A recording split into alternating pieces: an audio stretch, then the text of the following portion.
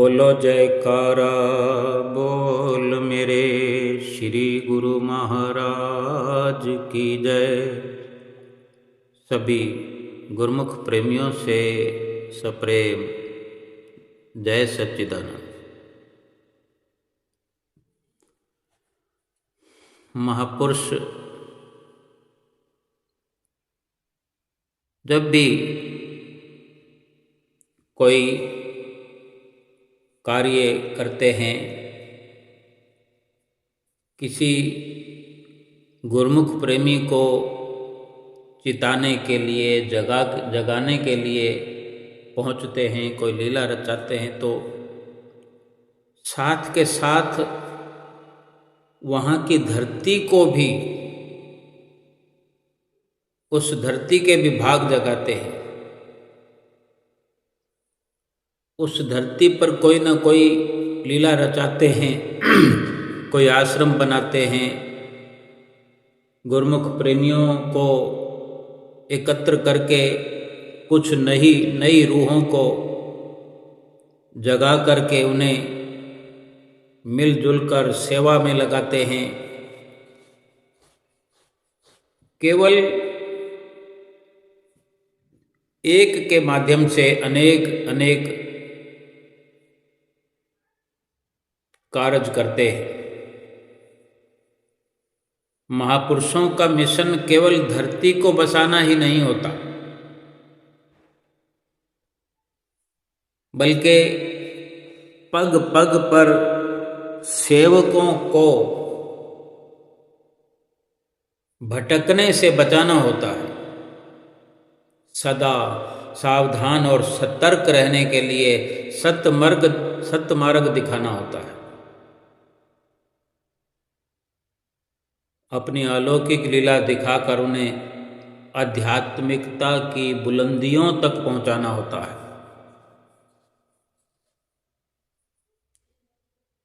महापुरुष समय समय पर गुरुमुखों को कर्तव्य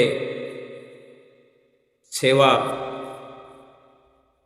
का बोध करवाने हेतु अनेकों ऐसे समागम रच दिए हैं। एक बार श्री पंचम पातशाही श्री गुरु महाराज जी ने, रात्रि का समय था और आप ग्वालियर में विराजमान थे। ग्वालियर से एक भगत जी को मुरैना भेजा और कहा कि वहाँ जो महात्मा जी हैं मुरैना में, महात्मा अनंत श्रद्धानंद जी, उनसे जाकर कहो कि 50-60 गुरुमुखों के नाश्ते का प्रबंध करें। काफ़ी पुरानी ये लीला है। उन दिनों फोन की कोई व्यवस्था नहीं हुआ करती थी।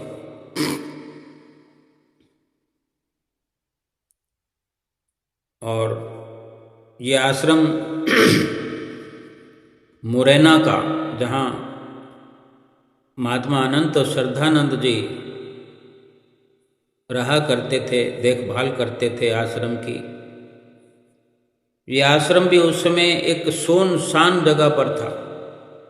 पहल जितने भी आश्रम बने हैं श्री दरबार के सुनसान इलाकों में, जंगलों में, शहर से दूर, आबादी से दूर, जहाँ सन्नाटा हो, एकांत प्रिय वातावरण हो। और ये मुरैना का भी आश्रम उस वक़्त ऐसी जगह पर था कि आसपास कोई नज़दीक में दुकान नहीं थी कि आसानी से कोई सौदा लाया जा सके, ना कोई आसपास कोई मकान थे कि जल्दी से किसी को आवाज़ देकर बुला लिया जाए, और ना ही उन महात्मा जी के पास कोई उस समय सेवादार था। और श्री पंचम पातशाही गुरु महाराज जी का आदेश आ गया। श्री गुरु महाराज जी ने जो भगत जी को भेजा कि महात्मा जी को जाकर कहो कि नाश्ते का प्रबंध करें सुबह के लिए, और ये रात का समय था।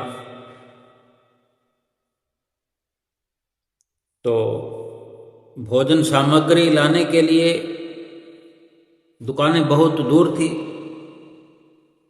महात्मा जी श्री आज्ञा को सुनते ही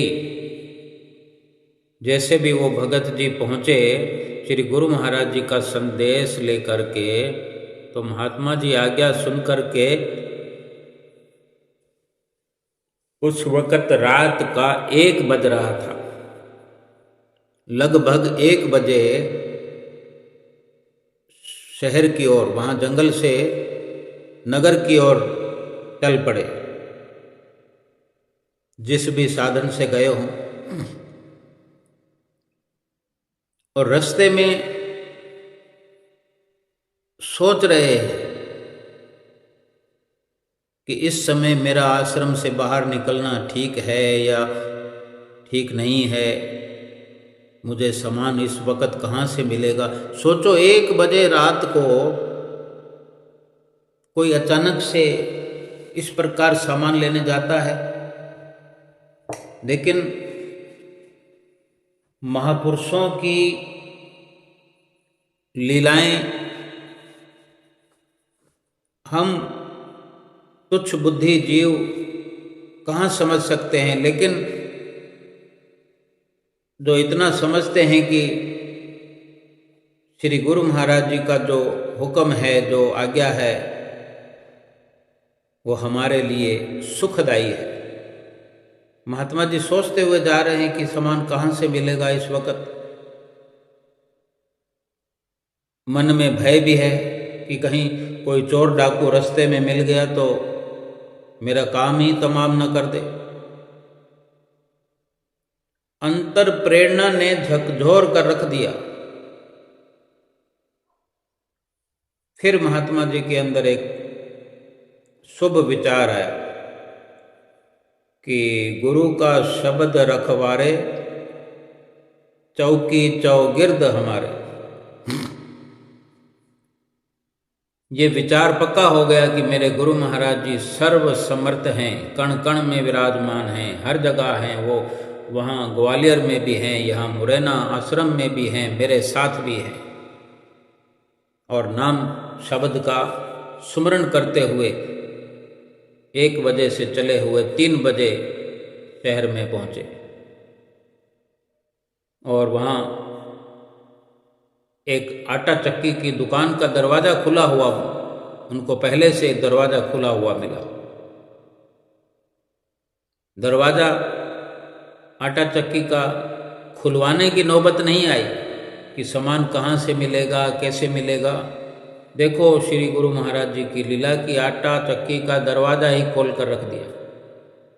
महात्मा जी ने चक्की के अंदर, दुकान के अंदर थोड़ा अंदर झांक कर आवाज़ लगाई तो वो चक्की वाला अचकचा कर उठ गया, घबरा गया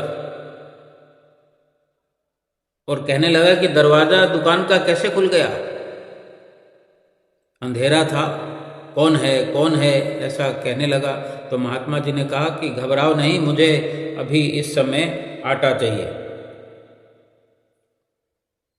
तो दुकान वाला सोचने लगा कि हो सकता है कि संत सेवा का कार्य करने के लिए भगवान ने कोई करिश्मा किया हो, तो उसकी घबराहट दूर होगी, जान में जान आ गई। कहने लगा कि महाराज जितना चाहो ले जा सकते हो आटा। उसके पास 10 किलो आलू भी पड़े थे, वो भी उसने दे दिए। अब महात्मा जी के पास कोई सवारी नहीं थी, ऐसे ही चल कर आए थे, तो कोई सवारी का प्रबंध नहीं था और खुद ही सामान उठाकर आश्रम की ओर चल दिए। फिर दोबारा घी मसाले आदि लेने के लिए गए तो वापस पहुंचने में देर हो गई। और श्री गुरु महाराज जी महाप्रभु पंचम पातशाही जी लगभग 7 बजे सुबह मुरैना आश्रम पर पहुंच गए।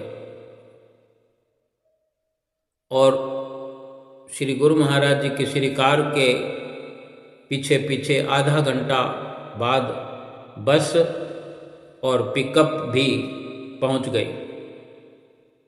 गुरुमुख प्रेमी सवारियों से पिकअप से बस से उतरकर आंगन में बैठ गए। आपने कमरे से बाहर आकर देखा कि सब खाली बैठे हुए हैं। श्री गुरु महाराज जी जो पहले आ गए थे सबसे कमरे में विराजमान थे। तो जब बस और पिकअप आई और खाली हो गई, गुरुमुख प्रेमी बरामदे में आंगन में बैठ चुके थे, तब श्री गुरु महाराज जी अंदर से बाहर आकर के देखने लगे। क्या देखते हैं कि सब गुरुमुख प्रेमी बैठे हुए हैं, आपस में बातें कर रहे हैं। एक कमरे के लिए दोबारा निर्माण करने के लिए उसका मलबा छोटी छोटी ढेरियों में पड़ा था। तो गुरुमुखों को उस मलबे को एक जगह इकट्ठा करने का आदेश दिया और कुछ गुरुमुखों को साथ लेकर लंगर बनाने वाली जगह की ओर चल दिए। श्री गुरु महाराज जी, पंचम पातशाही जी स्वयं आप, और वहाँ पर आलू, आटा और लकड़ियाँ मौजूद थे। तो श्री गुरु महाराज ने फरमाया कि रोटी बनाने की सेवा शुरू करो। आप समझ रहे थे कि महात्मा जी को देर रात्रि को संदेशा मिलने के कारण अभी तक सामान इकट्ठा नहीं हो पाया है। श्री गुरु महाराज जी विचार करने लगे। तो इस प्रकार कुछ गुरुमुख आटा गूंद कर रोटी बनाने में लग गए। कुछ गुरुमुखों ने आपके आदेश अनुसार पानी में आलू उबालने रख दिए और इतने में महात्मा जी भी सारा सामान लेकर के आ गए। तो श्री गुरु महाराज जी ने, पंचम पातशाही जी ने अपने कर कमलों से ही पतीले में घी और मसाले डाले, प्याज और टमाटर भी काट कर डाले। महात्मा जी ने दंडवत करके क्षमा मांगी और विनती की कि आज तो सब्जी का कोई स्वाद नहीं होगा, क्योंकि मसाला बनाए बिना सब कुछ कच्चा ही डाल दिया है। तो श्री गुरु महाराज जी ने फरमाया, पंचम पातशाही जी ने, कि महात्मा जी, प्रेम और श्रद्धा से इकट्ठा किए गए सामान से बनी ये सब्जी तो इतनी स्वादिष्ट होगी कि जिसके जैसा स्वाद न पहले कभी चखा होगा न कभी चखेंगे।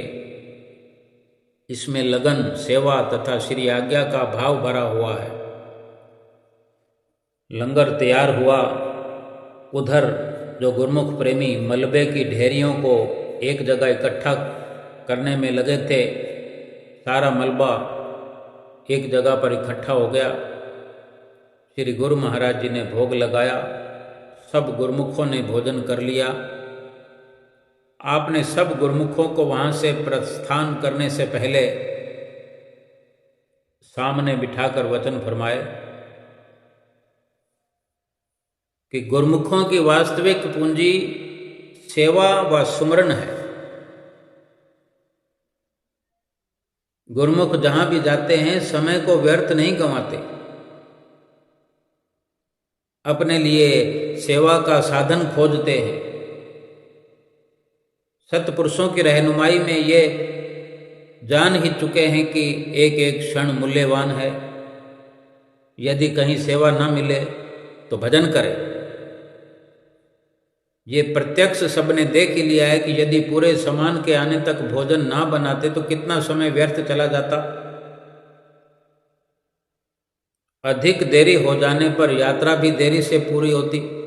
गुरुमुखों को अपने समय का मूल्यांकन करते हुए हर क्षण हर पल सतर्क और सावधान रहते हुए भक्ति की अनमोल संपदा को एकत्र करना है। यही सेवक का वास्तविक कर्तव्य है। तब सेवकों ने क्षमा मांगते हुए श्री चरणों में दंडवत की और फिर श्री गुरु महाराज जी ने यहाँ से संत नगर के लिए प्रस्थान किया और रास्ते में धौलपुर पड़ता है, वहाँ आनंद नगर आश्रम, वहाँ से होते हुए आनंद कंद सच्चिदानंद घन श्री सतगुरुदाता दीनदयाल जी ने रूहानी सिंहासन पर विराजमान होने के बाद सोई हुई मानवता को परमार्थ लाभ करवाने हेतु चारों ओर स्थान स्थान पर जाकर भक्ति और नाम की अविरल धारा बहा दी, जिसमें मज्जन करके स्नान करके हजारों हजारों लाखों जीव मनुष्य जन्म के उद्देश्य को समझ करके लक्ष्य प्राप्ति की ओर आगे बढ़ते हुए भक्ति का लाभ प्राप्त करने लगे। और इसलिए आपने कई आश्रमों का निर्माण करवाकर श्री परमहंसों की दिव्य प्रतिमाएं विराजमान की, ताकि नज़दीक रहने वाले आसपास के गुरुमुख जन वहाँ आकर उनके ध्यान तस्वर को अपने अंतर मन में बसाकर शाश्वत आनंद और सुख की अनुभूति कर सके।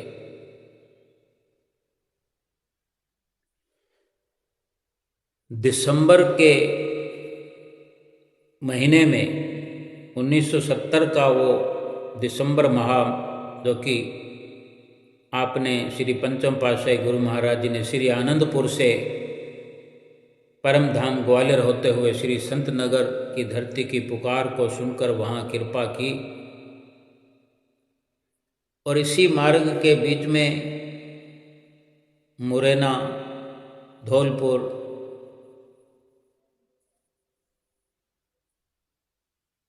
संत नगर से लगभग 30 किलोमीटर पहले धौलपुर शहर में एक भगत जी, महावीर जी और एक त्रिलोकीनाथ रस्तोगी जी का प्रेमी गुरुमुख परिवार रहता था। आज भी है परिवार, तो आज भी वहाँ श्री गुरु महाराज जी के प्रेमी हैं। श्री संत नगर में आने जाने वाले महात्मा, बाइयाँ और अन्य गुरुमुख भगत जी ट्रेन के द्वारा देर सवेर धौलपुर स्टेशन पर पहुंचते थे। वे सब यहाँ इन भगत जी के परिवार में ही विश्राम करते। सारा परिवार बहुत श्रद्धा और भावना और दिलो जान से सबकी सेवा करता हुआ अपने धन भाग मनाता। श्री सतगुरुदेव महाराज जी इनकी विनती पर आगे चलकर 1976 में इनके घर पधारे। श्री गुरु महाराज जी को अपने घर में अपने नज़दीक देखकर, अपने नज़दीक पाकर वहाँ परिवार वालों के सबके हृदय में अपार आनंद छा गया। सोचो कि सोचने में क्या जाता है, एक बार विचार करो कि हमारा भी ऐसा परिवार हो, भरा पूरा, थोड़ा खुला वेड़ा हो और हमारे दिल में लगन हो कि इस प्रकार संगतें यहाँ आती रहें, लंगर पानी ग्रहण करती रहें, विश्राम करती रहें, और अचानक से एक दिन श्री गुरु महाराज जी असीम कृपा करते हुए हमारे घर आ जाएं, हमारे सामने पलंग पर विराजमान हो, तो कैसा हम अनुभव करेंगे। पैरों के तले जमीन खसक जाएगी। आनंद ऐसा कि उसका वर्णन नहीं कर पाएंगे। सोचो, उस परिवार के भक्ति और भाव प्रेम से अति प्रसन्न हुए। तभी श्री गुरु महाराज जी उनकी हार्दिक भावना को पूर्ण करने के लिए श्री संत नगर से आते जाते हुए धौलपुर कुछ समय ठहर कर ही श्री दर्शन देना स्वीकार किया। परिवार की तो खुशी का कोई ठिकाना न था। 1976 से सन 2000 तक आपने जब भी श्री संतनगर कृपा की, रास्ते में ये धौलपुर में रुकना, धौलपुर में भगत जी द्वारा आयोजित स्थान पर सबको अपने पावन श्री दर्शनों से कृतार्थ किया करते रहे। सन 2000 से पहले सन 1998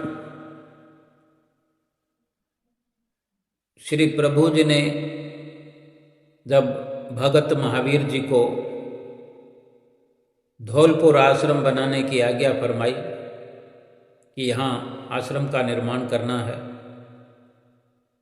और इस हेतु आपने स्वयं जहाँ श्री गुरु महाराज जी ने स्वयं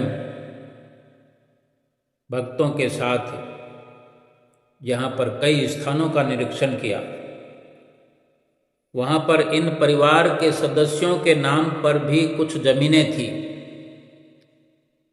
उनके विनती करने पर आपने उनके सभी प्लाटों का निरीक्षण किया, और वो नेशनल हाईवे 23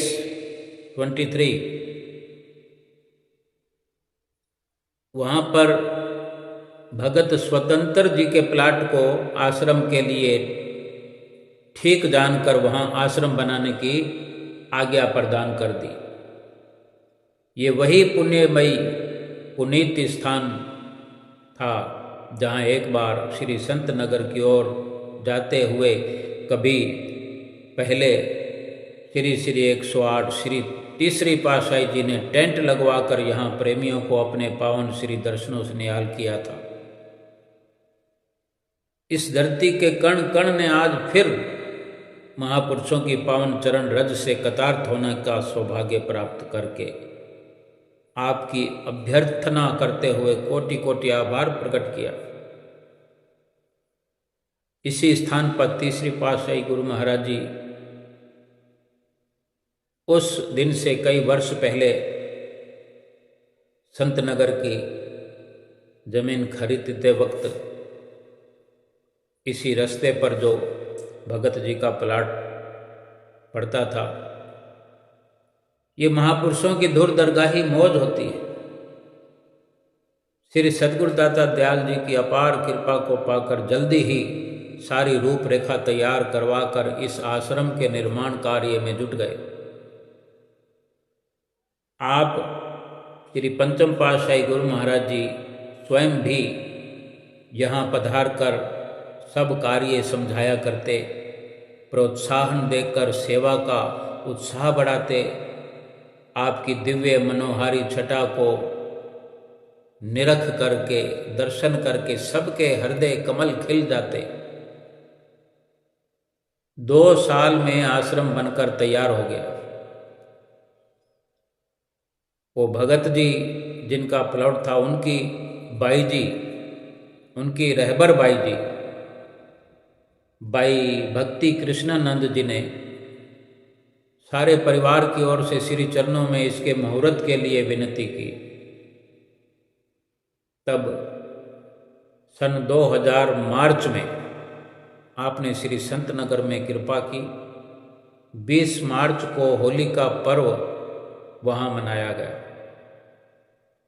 और 20 मार्च के बाद 28 मार्च का दिन मंगलवार को सुबह श्री कार में विराजमान होकर आप धौलपुर में पधारे, जहाँ ये नवनिर्मित आश्रम तैयार हुआ। गुरुमुखों की बस, पिकअप और कुछ दर्शनार्थी संगतें भी साथ थी, जो दर्शनों के लिए आए हुए गुरुमुख प्रेमी संतनगर में, उनमें से कुछ गुरुमुखों को भी साथ लेकर श्री गुरु महाराज जी चले। श्री गुरु महाराज जी के वहाँ शुभ आगमन का सबने मिलकर जोरदार भव्य स्वागत किया। सारे आश्रम को लड़ियों, रंग बिरंगे गुब्बारों और फूलों से खूब सजाया गया था।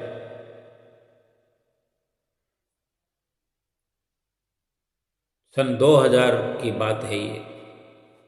और फिर 10 बजे के लगभग श्री महाप्रभु जी ने अपने निज कर कमलों से श्री मंदिर जी में श्री परमहंसों के पावन स्वरूप सुंदर सिंहासन पर विराजमान किए। हार पहनाकर उन्हें केसर का तिलक लगाकर श्री परमहंसों के सुंदर मस्तक भाल को सुशोभित किया। श्री आरती पूजा का कार्यक्रम हुआ। आपने उस वक़्त पावन वचनों की अमृत वर्षा करते हुए फरमाया। श्री गुरु महाराज जी ने फरमाया क्योंकि महापुरुष हर समय गुरुमुखों के उद्धार के लिए ही कोई ना कोई ऐसी रचना रचाते हैं, कोई ऐसे वचन फरमाते हैं। गुरुमुख प्रेमियों का जीवन भक्ति परमार्थ की ओर अग्रसर होने लगता है। श्री गुरु महाराज जी ने अमृत वर्षा की कि गुरुमुखो, संसार में कोई भी जीव हो, कोई भी प्राणी हो, गरीब हो, अमीर हो, छोटा हो, बड़ा हो, हर कोई कीमती या दुर्लभ वस्तु प्राप्त करके अपने आप को भाग्यशाली समझता है कि मेरे पास बहुत कीमती वस्तु है। वो कीमती वस्तु कौन सी होगी? धन होगा, कुछ ऐसे पदार्थ होंगे, या हीरे रतन जवाहर होंगे। इससे बढ़कर कीमती चीज और तो नहीं है कोई दुनिया में।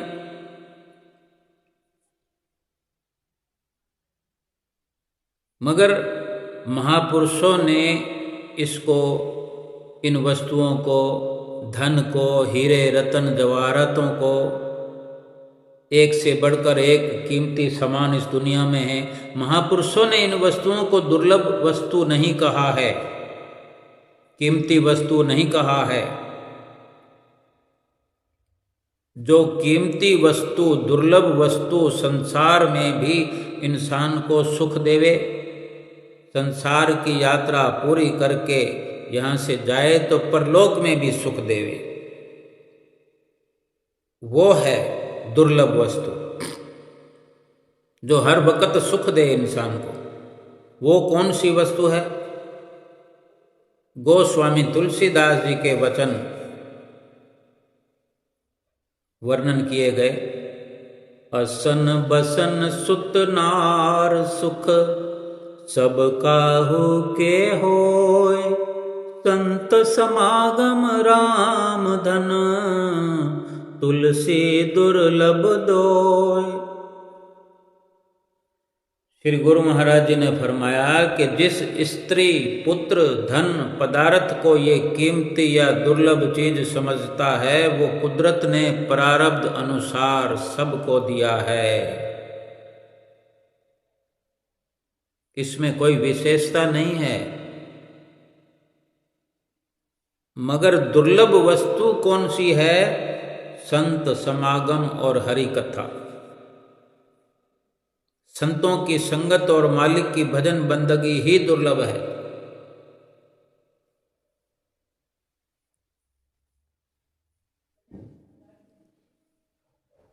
ये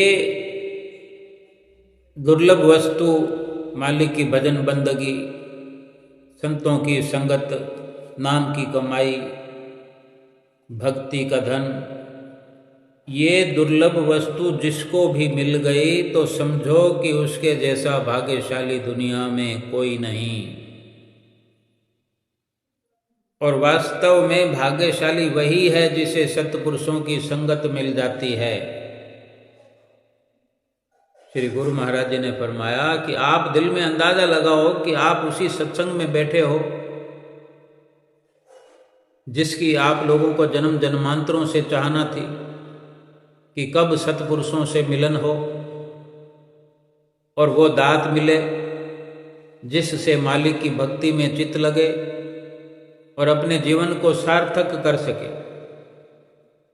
आप गुरुमुखों को वो भाग्यशाली अवसर मिल गया है। अब आपका ये फर्ज हो जाता है कि जैसा सुनहरा अवसर मिला है, जैसा दुर्लभ अवसर मिला है, इससे वैसा ही दुर्लभ और कीमती लाभ उठाना है। वो क्या है? मालिक की भक्ति में चित्त लगाकर सेवा, सत्संग, श्री आरती पूजन में अपना वक्त देकर इस समय को पूरी तरह से सफल बनाना है। समय से, वक्त के रहते पूरा कार्य कर लेना है। वक्त की पूरी कदर करनी है, क्योंकि यदि समय, वक्त हाथ से चला गया तो इंसान आखिर में फिर पछताता ही रहेगा और पछताने से हाथ पल्ले कुछ नहीं पड़ेगा, क्योंकि वक्त ही कीमती वस्तु है। दुनिया में इस वक्त से ही सब कुछ प्राप्त किया जा सकता है। और कथन है महापुरुषों का, ये अवसर दुर्लभ महा नित पाया नहीं जाए, जो अब के चेत्यो नहीं पछतावा रह जाए। कि इस दुर्लभ समय में इंसान सब कुछ कर सकता है। इंसान को वो शक्ति हासिल है कि वो भगवान की भक्ति करके भगवान से मिल सकता है। इतनी ताकत होते हुए फिर क्या करना है? केवल और केवल ये ख्याल करना है कि समय का सदुपयोग किया जाए। हर समय इंसान अपने ऊपर ये निगाह रखे, अपने ही ऊपर नज़र रखे, अपने किए हुए कार्य की संभाल करे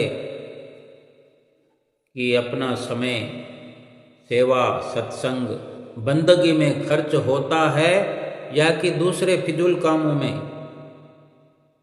इसलिए अगर दूसरे कामों का ख्याल छोड़कर केवल इसमें अपना ध्यान लगाएगा तो उसके सारे काम अपने आप पूर्ण हो जाएंगे।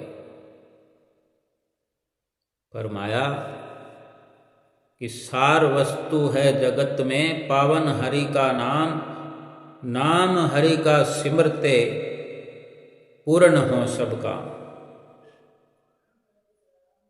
हमारे हुजूर गुरु महाराज जी भी अनेक बार वचन फरमाते हैं कि संसार में कोई सच्ची वस्तु है तो वो मालिक का नाम है। सार वस्तु है जगत में पावन हरि का नाम, और इसी नाम का सिमरन करते हुए सारे काम पूर्ण करो। संसार के काम करते हुए भी अगर नाम का सिमरन करते रहें, वो काम आसानी से पूरा होगा, वो काम शुद्ध होगा, वो काम शुभ होगा। यही पंचम पातशाही गुरु महाराज जी ने गुरुमुख प्रेमियों को वचन फरमाए कि मालिक का नाम ही सार वस्तु है, यही अपनी चीज है। इसी का सुमरण करने से, इसी को अपने दिल में बसाने से दुनिया के सब काम अपने आप ही पूर्ण हो जाएंगे। अपना निजी काम अर्थात आत्मा जो जन्मों से परमात्मा से बिछड़ी हुई थी, वो परमात्मा के साथ मिल गई तो उसका तो सारा काम हो गया। गुरुमुखो, यही काम करना है, और इसी काम के लिए आज इस आश्रम के मुहूर्त का सुनहरी अवसर मिला है, जिसका नाम आनंद नगर रखा है। अपने वक्त को मालिक की भजन बंदगी में लगाते हुए अपने जीवन में आनंद भरना है और अपने जीवन के लक्ष्य को पूरा करना है। और सभी गुरुमुख प्रेमी सुंदर वचन सुनकर के अपने आप को धन्य बना रहे थे। सोचो कि कितने सौभाग्य रहे होंगे गुरुमुख प्रेमियों के कि श्री गुरु महाराज जी के साथ साथ चले आए और कुछ जो वहाँ रहने वाले श्री गुरु महाराज जी के आगमन का स्वागत करते हुए अपने आप को धन्य बना रहे थे। कितना उनके लिए ये दुर्लभ अवसर और एक वास्तविक चीज को प्राप्त करने का। तो श्री गुरु महाराज जी इस प्रकार सुंदर वचन फरमाते हुए सबको निहाल कर रहे थे कि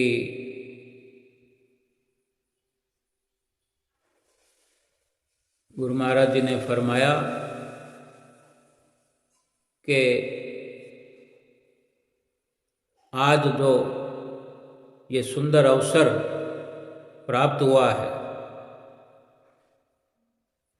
नवनिर्मित आश्रम का निर्माण हुआ है, ये गुरुमुख प्रेमियों के लिए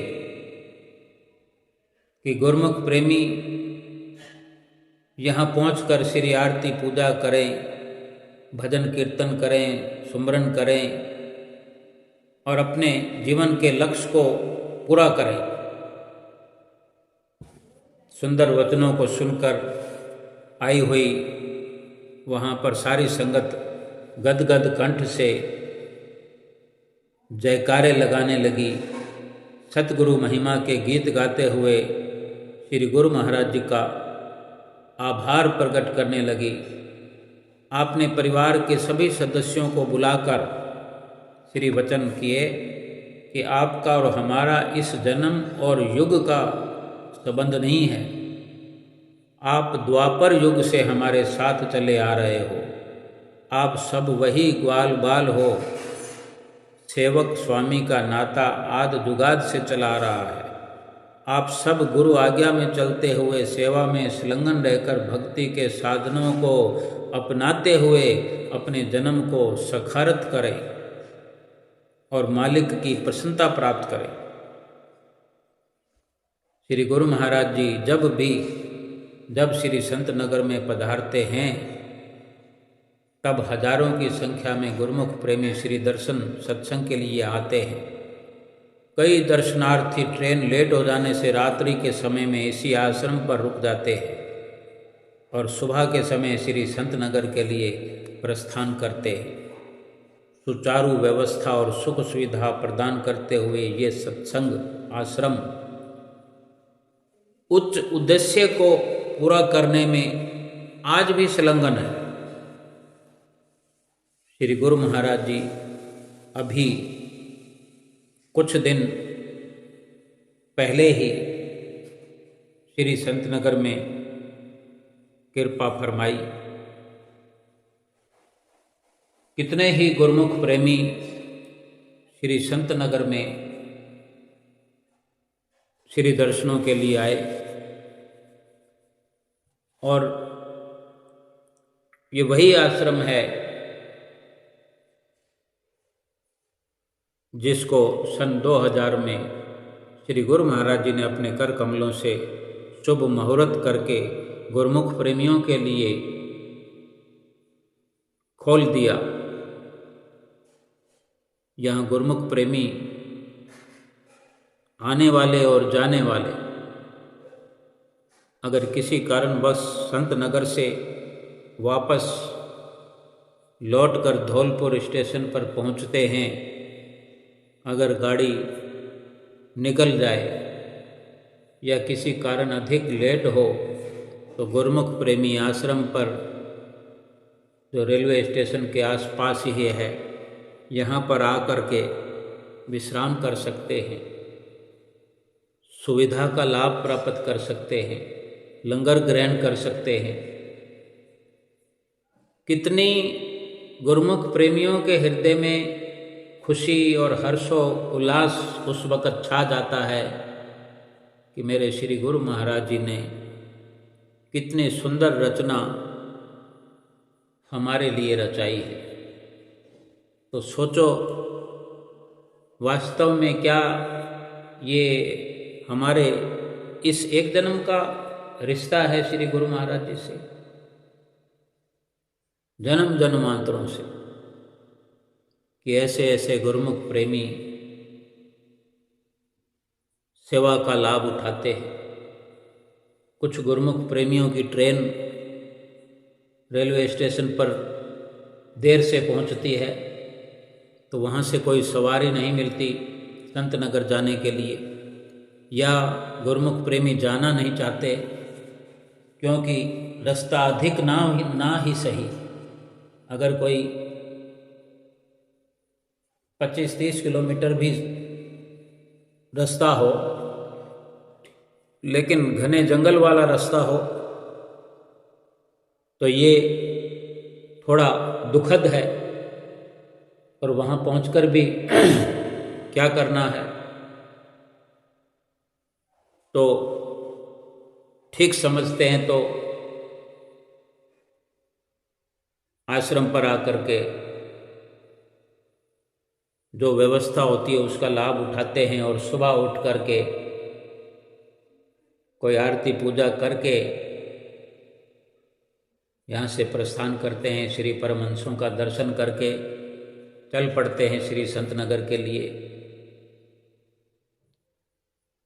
केवल आज इस कलयुग में मात्र थोड़ा सा संकट सहन करके इतनी बड़ी उपलब्धि प्राप्त कर रहे हैं गुरुमुख प्रेमी श्री आनंदपुर दरबार के अनुयायी। कितनी सुख सुविधाओं से आश्रमों को भर दिया है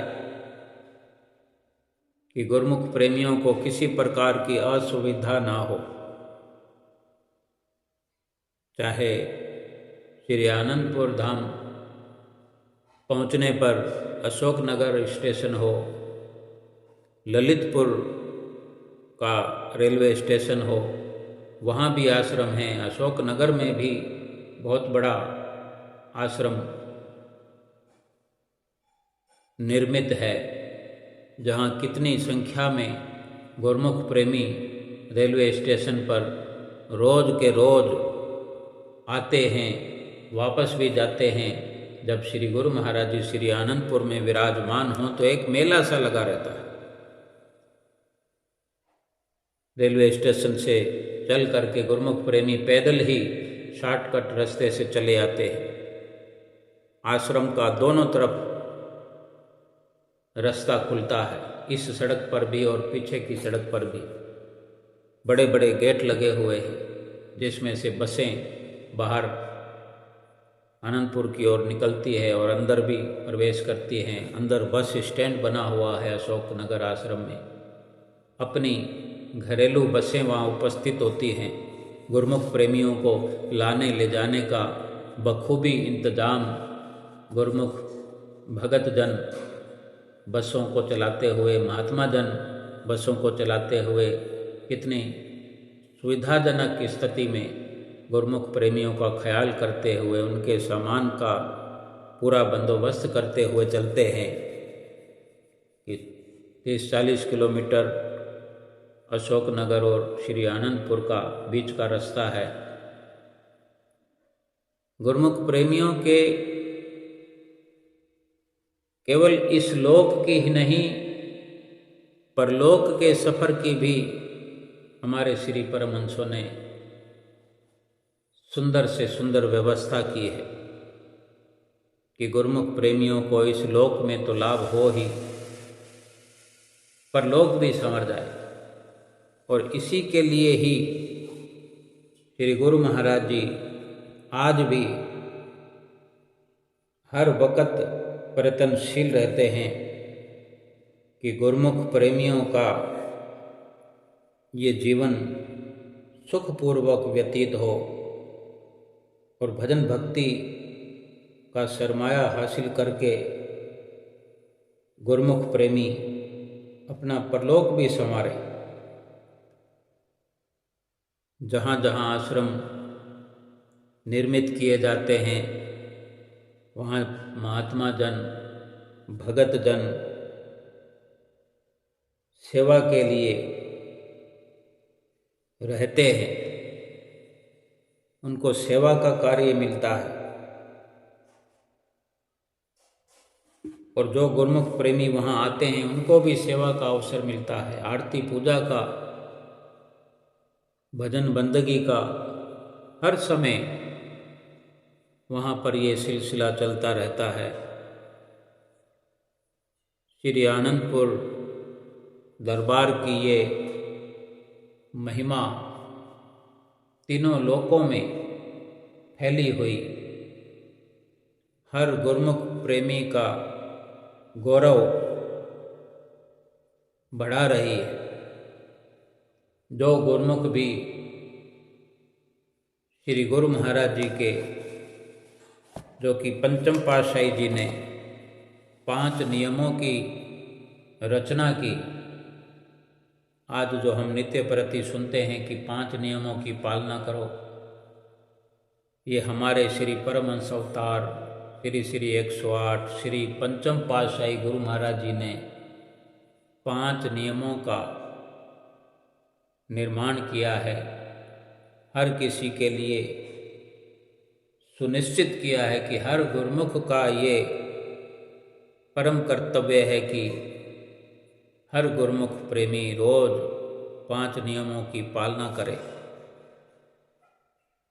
एक शहर से दूसरे शहर अगर किसी को कार्यवश जाना होता है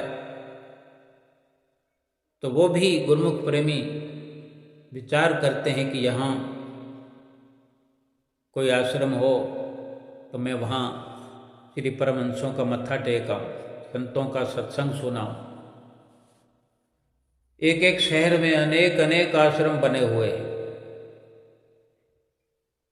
वहाँ रहने वालों को क्या, आने जाने वालों को क्या, एक से बढ़कर एक रचना हमारे श्री परमहंसों ने रचाई है। और आज भी ये सिलसिला जारी है। कहाँ कौन सी धरती के भाग्य जगाने हैं, कहाँ किस धरती पर कौन सी जगह पर पुकार हो रही है कि वहाँ आश्रम का निर्माण करना है। क्योंकि जितना हो सके आज हम देखें, एक से बढ़कर एक लाइन से देखो मकान बनते जा रहे हैं, बिल्डिंगें बनते जा रही हैं। उन्हीं के बीच में श्री आनंदपुर दरबार के आश्रम भी बना दिए जाते हैं। ये धुर दरगाही मौज से ही श्री सतगुरु दरबार में ये रचना रचाते हैं और आप इस धरा धाम पर अवतरित होते हैं कि किस प्रकार आज देश और विदेश में श्री आनंदपुर के सत्संग भवनों का नवनिर्मित जहाँ तहाँ देखने सुनने में आता है कि आज वहाँ मुहूर्त है, आज वहाँ नींव रखी गई, आज श्री गुरु महाराज जी ने मुहूर्त किया, आज नया आश्रम बना है, आज कुछ विस्तार हुआ है। कुछ न कुछ रचना का सिलसिला चलता ही रहता है, जो गुरुमुखों के इस जीवन को सुखद और सफल करते हुए उनके परलोक को संवारता है और सतगुरु की प्रसन्नता दिलाता है और आत्मा का कल्याण करने वाला ये कार्य हमारे सतगुरु दाता दीनदयाल महाराज जी कर रहे हैं। हमारा भी कर्तव्य है कि हम 5 नियमों की पालना करें, 2 घंटे भजन अभ्यास नित्य प्रति करते हुए सतगुरु की प्रसन्नता के पात्र बने। बोलो जयकारा बोल मेरे श्री गुरु महाराज की जय।